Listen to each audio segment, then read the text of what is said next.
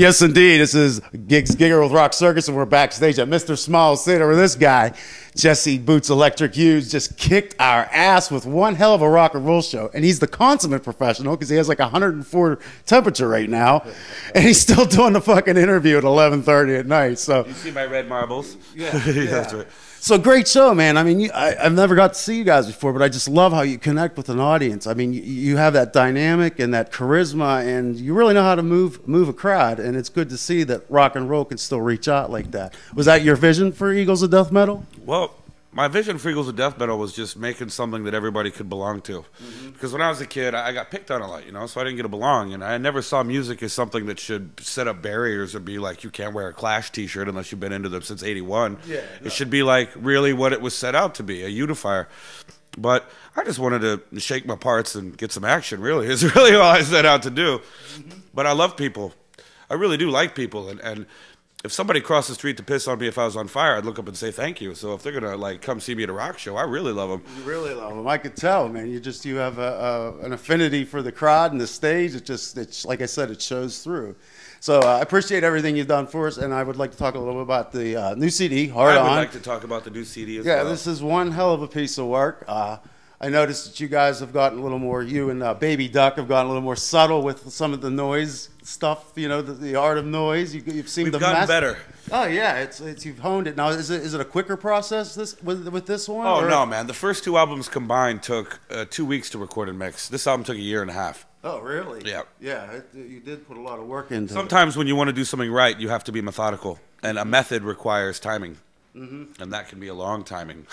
I mean, how did you know when you were getting near that, when you've taken, like I said, 2 weeks, like you said, 2 weeks in the first two albums? This was the weirdest process ever because, like, we would think we had the sound and we would have like 8 songs recorded, and then we would be like in Amsterdam for a month recording the record, which was kind of rad. And yeah.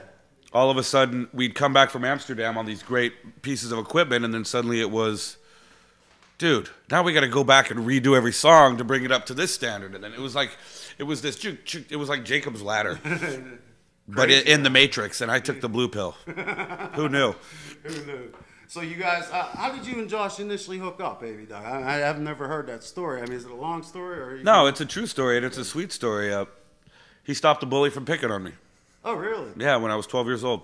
Oh, so you've known each other since... He's been my best friend. He has been my best friend for 25 years. Oh, really? That's I love great. the man very much. There's no finer man in the world, so to speak. But he's been protecting me from the bullies on the playground ever since. That's awesome, man. Now, when you're recording, is it just the two of you in the studio? I mean, I see you have you've had different people step in. Typically, it's just the two of us because we like to let the music tell us what to do. You know what I mean? And then the music will sometimes say, get so-and-so. If you think about, if you look at it like that, it's like, okay, we need female vocals. I can't necessarily do that unless, somebody kicks me. Yeah. But, yeah, it's about two best friends having the best time of their life. We don't want anyone else there, man. Yeah, okay. We're normally getting away from the girls, you know what I mean? Yeah, that's the only time you get to. It is, dude. Are you married? Oh, yeah. Oh, that's right. I met your beautiful wife. She's behind the camera. She should be in front of that camera. Yes. You know this. She should be. She doesn't like it very much. My bride-to-be just ran around. You saw her. Oh, really? Yeah. Congratulations. Coco. Oh, yeah. Oh, yeah. You have a wedding day planned? Yeah, we're getting married in Europe when we go over there. Oh, really? Yeah, this is the last gig in the States. You get a little break now? You get to recoup? Or? We go to Toronto tomorrow, and then we have 4 days off, and then we go to Europe, and then I'm going to marry my girl.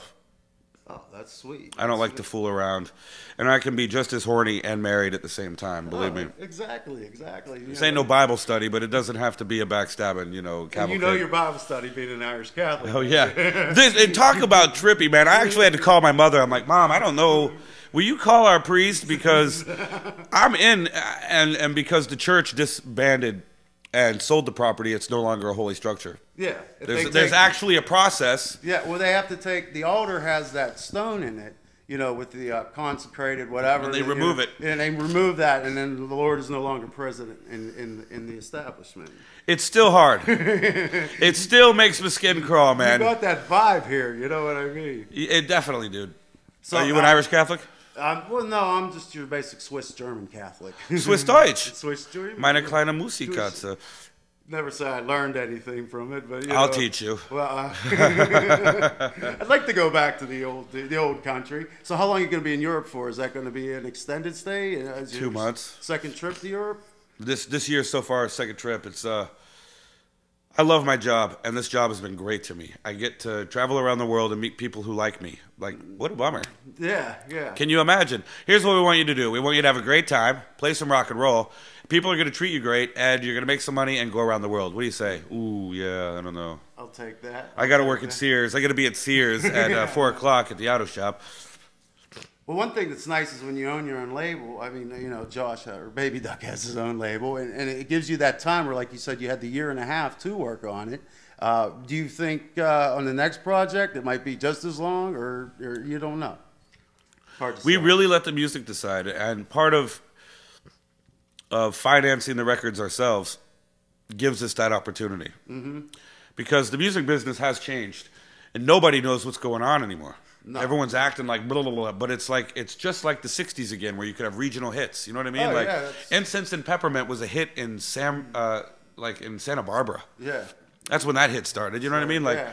The Sonics were regional hits up in Northern California, or like in the north, like up in Washington State. Yeah, and it came like a wave across the country. That's happening again. Everything just resets itself, dude. Yeah, we've seen that. We've been doing the show for 17 years now. So I mean, we've seen it come, go, come back, but we've always hung true in there. If you stay in there and you keep fighting and you just keep your head above water, everything will pan out. You know what I mean? That's how I look at it. And if it didn't, then that means life was preparing you and God was preparing you to do something else. Yeah, and I've been believing firmly what we witnessed tonight. You have found your calling. Now, I wanted to ask you one thing. On the first album, Peace, Love, and Death Metal, you made a comment, I'm really lucky to have this drummer.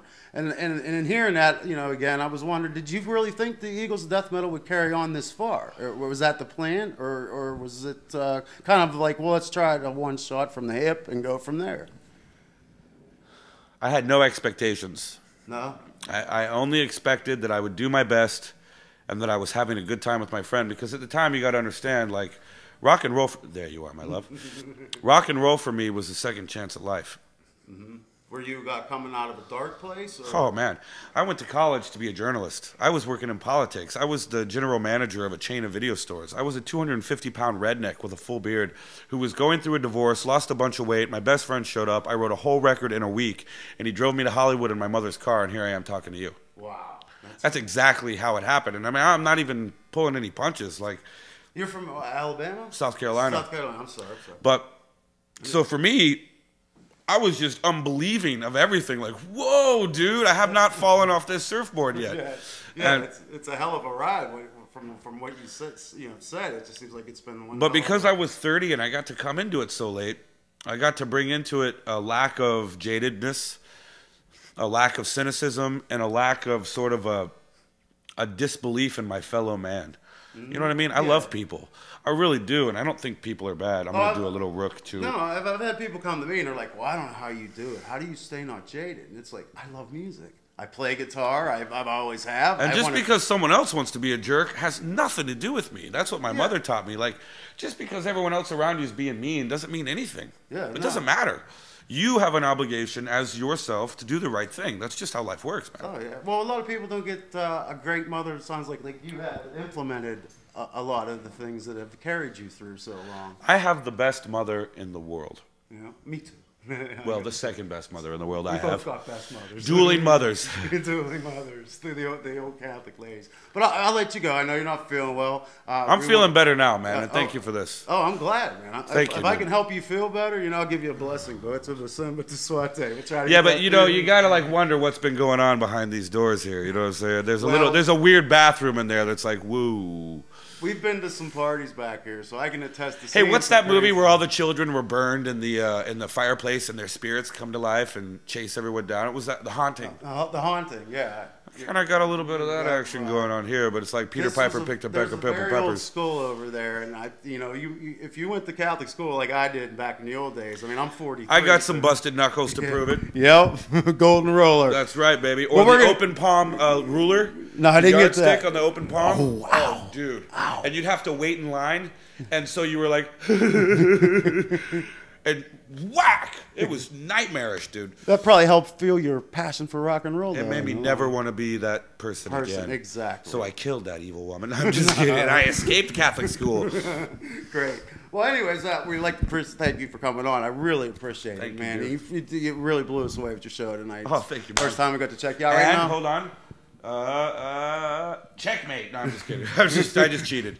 Oh, that's the king. Yep, king's done. We'll both acquiesce. We all went on. All right, right now, here's Wanna Be in L.A. Kick-ass rock and roll jam from this man right here on Rock Circus.